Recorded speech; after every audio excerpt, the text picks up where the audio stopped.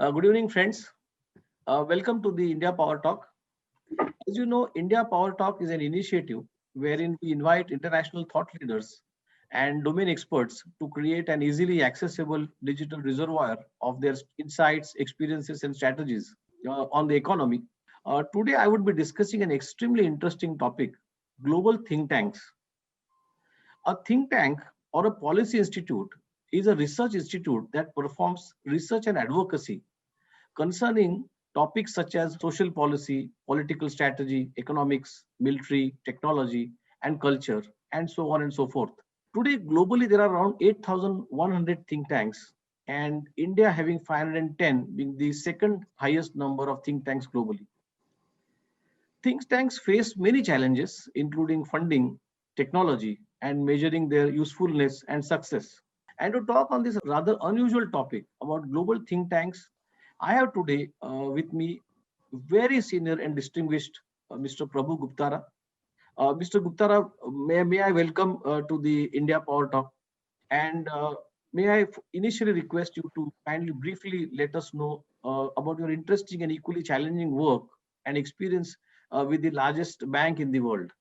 First of all, I should make it clear that joining this big bank, biggest bank in the world, was not my idea. It was their idea. They invited me to join them because they knew of me. They had had some experience with me. And so they never advertised the post. They never asked anybody else inside the bank or outside. They just invited me to join and to start. First of all, my responsibilities were in the area of helping the bank to internationalize. They were international in their operations. They were not international in their structure or in their culture. I see. And so I was asked to come in and help them to internationalize their culture. That was the first thing. And then in 3 or 4 years, that basic job was done. And then they asked me to be responsible really for think tanks that I had started developing earlier. Before the first job was finished. I had just started running them because I realized there were gaps in the areas that the bank was covering. These big areas that were missing, I spotted and I said, look, we should be doing something about these areas. And that's how the think tanks originally started. They started as little meetings to think about this particular problem or challenge or opportunity. So what was the purpose of these think tanks? It was to not come up with books and reports and fat things that would sit on a shelf. So the reports of these think tanks always consisted of 1 page of A4, in which the first sentence or paragraph or clause, whatever you want to call it, first item, consisted only of what is the problem or the challenge or the opportunity. Next, is the bank doing anything about it? Has the bank done anything about it? If so, dung, dung, dung, dung, these are the things we have done or not done. Next, possible courses of action. We could ignore this, we could go into it full steam, we could start with a little toe in the water, whatever. Options. Recommended. Okay. Last line, recommended. This is what we recommend. The idea was that at least 1 or 2 practical issues should come out which could be implemented. And on average, one idea in every 2 years was implemented. So how did you organize this? I mean, what was your internal team structure, or were you getting the external help? Yeah, so the external help and internal help was organized according to the topic, because it's clear that if your topic is the legal environment for hedge funds, you need guys from hedge funds. Correct. I'm not the expert in hedge funds. Yes. And the chief executive is not the expert in hedge funds. There is a unit dealing with hedge funds. So they had to be, of course, involved. And they had to delegate somebody to be involved with us in it. Would it be correct to say that you were closely working or associated with the business development of the bank? Well, business development was one aspect that could have come in depending on the topic. So if you looked at the entry strategy for India, then of course the business development team had to be involved. If you're looking at how should we reorganize our operations in China, of course, obviously, then the Chinese department, the department looking after China had to be involved. If we're looking at lasers and how they are being transformed, and is there a business opportunity for us here, there is nobody in the bank looking after lasers, right? It's not our business. So we had to construct a team so that Understood. somebody in the bank was interested, and then we constructed the team mainly from outside. On the other hand, with real estate, when we looked at the globalization of real estate, the bank has real estate in important centers in the most expensive parts of the most expensive cities in the world. And each of them is within the legal context of that country, right? But there is one man or a small team sitting in Zurich, which is somehow coordinating and trying to keep on top of everything in all the real estate areas. So when you look at the globalization of real estate, you're looking at what is happening in the trends globally in real estate. How are they going to impact the bank? And what should the bank be doing in terms of responding to these global trends? And the idea, for example, was we could sell some of these properties and take them back from the seller. Part of the condition of the sale is we will take them back from the seller on rent. Got it. That way you release the capital involved. That party will redevelop the site according to what they want, and we will rent the area we are interested in. Gives us greater flexibility, reduces the cost of capital for us. But different locations had different solutions. And of course, you had to develop the kind of matrix on the basis of which these decisions had to be taken. So, and of course, then there is the additional question of if globalization of real estate is taking place, which are the largest companies? Do we, as the world's largest bank, have the right relationships with these companies as they're expanding and globalizing? Because obviously they will have financial needs. Correct. Right?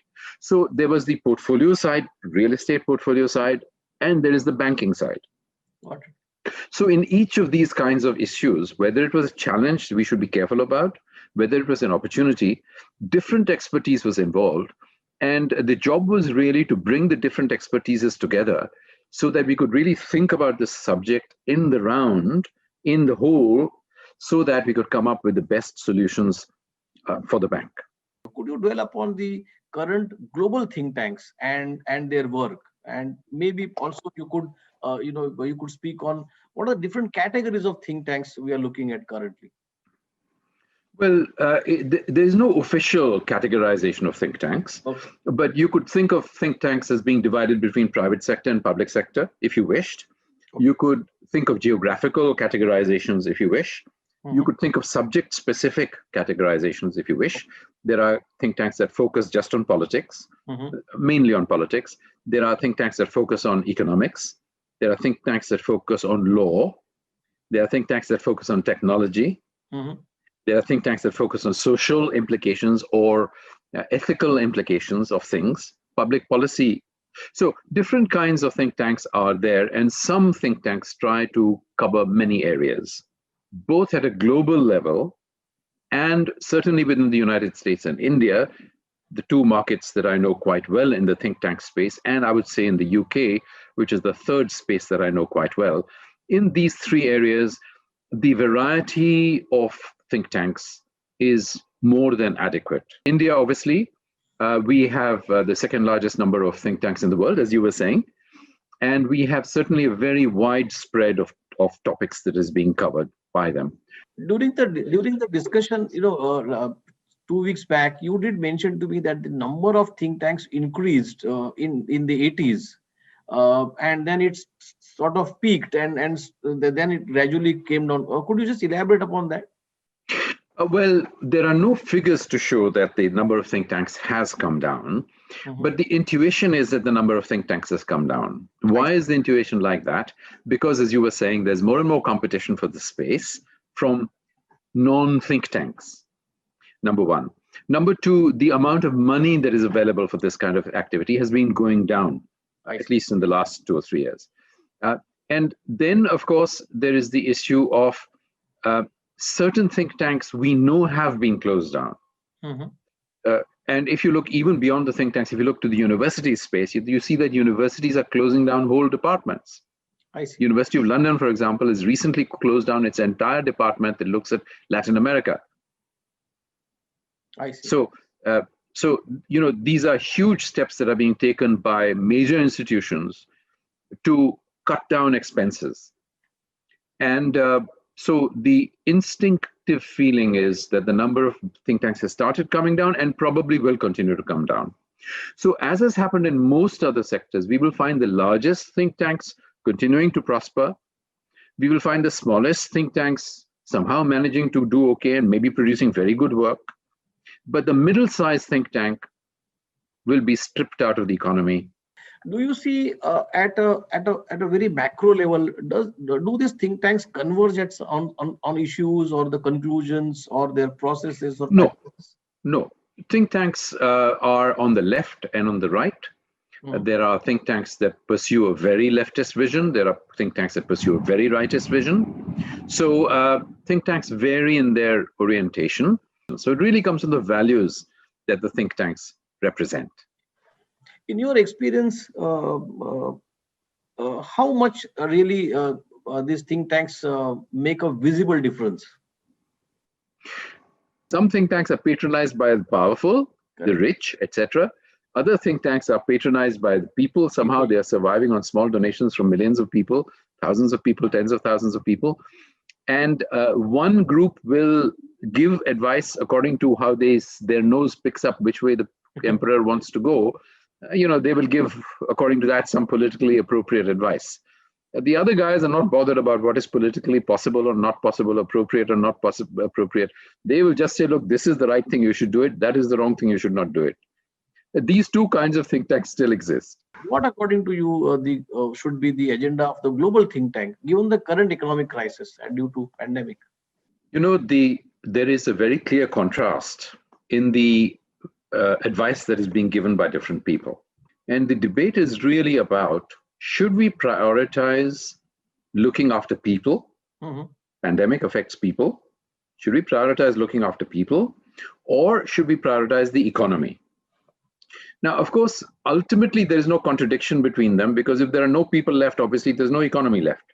I think what we need to do is to bring all the experts together and run a normal kind of consultancy exercise, which is what we do in business. Because in business also, there are contradictory opinions. Yes, absolutely. One person wants to open a new market in China or in India or in Vietnam. Other person says, no, it's too expensive, politically risky, foreign exchange risk. We don't understand the culture and, all the arguments against, right?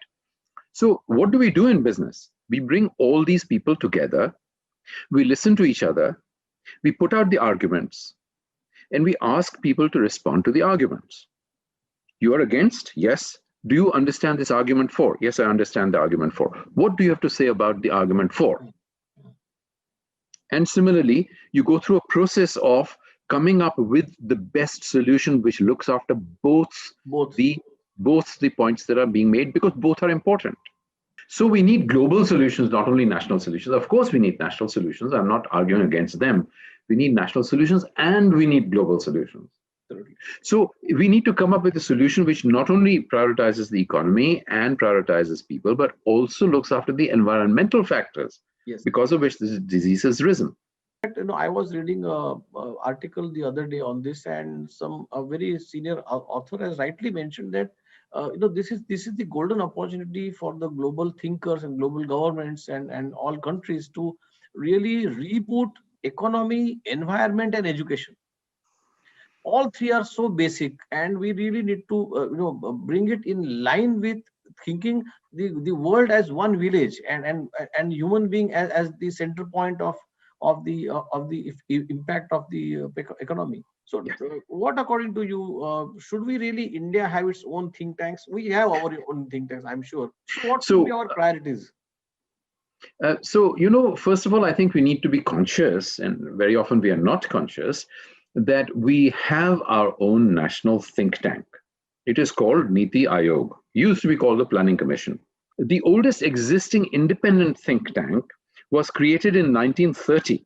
It's a little later, in 1930, and that was the Gokhale Institute of Politics and Economics, which is actually our oldest existing think tank. It has existed for 90 years, so it's quite old, quite ancient, quite well established in Pune. Now, it started with great energy, produced very good work. A book every year. It was a tiny think tank, and it produced one book every year. But slowly, the research productivity has declined. Now it is a deemed university. It's not only a think tank, now it's a deemed university. Of course, it's a small university, but it's a university. You know how many books they produce every year? You know how many books they produced in the last 35 years? They produced 6 books in 35 years. So you can see productivity has declined. So we need to understand why it is that productivity declines, whether in the case of the Planning Commission or in the case of Gokhale Institute. Why does productivity decline?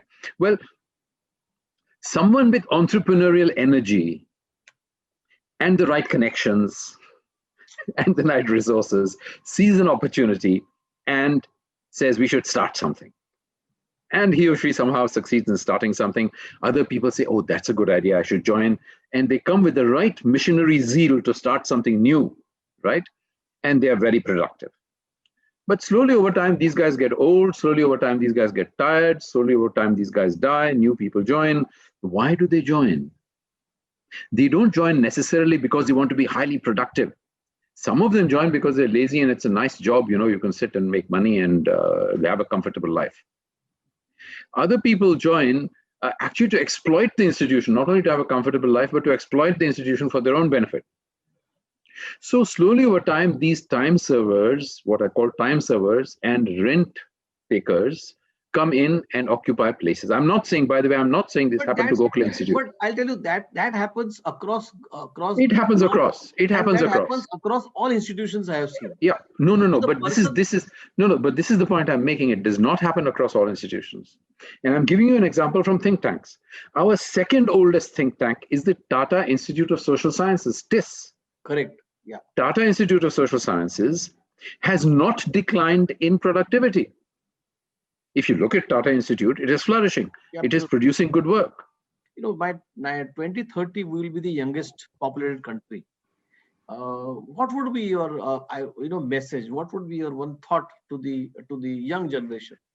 No, you know, our biggest priority, our biggest need is job creation. Job creation cannot be done by government, and job creation cannot be done by companies. So you say, who's going to create jobs? In the modern world, jobs are only created as people with ideas create new companies. And as new companies then grow. That has 2 minimum criteria for success. That strategy has 2 minimum criteria for success. First of all, a population that is educated and trained to be entrepreneurial. You know, in the new education policy, the NEP 2020, which is being announced just 15 days back, that policy has a comprehensive chapter on how do we bring entrepreneurship education or skill sets in the education, in the mainstream of education system itself.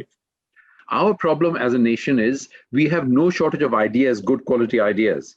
Our problem is always implementation. So your point was that we have to inculcate entrepreneurial education or entrepreneurial mindset with work ethic for the top as well as for the bottom. That is the basic level of education of our people has to go up. Till the basic level of education of our people goes up, we will never be able to create an entrepreneurial country. First thing. Second thing is, actually, even if we take the entrepreneurial ideas that are there right now, we can do with many more, but even if we take the entrepreneurial ideas that are there, we do not have the ecosystem by which we can nourish these ideas. We don't have it. Somehow, some of us have access to money abroad and we can go and get it. Great. But we do not have our own ecosystem. Yeah, there are 1 or 2 funds, I'm aware of them, but basically we don't have our own ecosystem for it. So in addition to creating the entrepreneurial and hardworking workforce, we also need to create the entrepreneurial ecosystem, which can find ideas, finance ideas, take companies that are small to the next stage, take companies that are medium-sized to the next stage. This we do not have. Great, Mr. Guptara. Thank you very much for your valuable time, insights, and experience. It was a pleasure talking to you.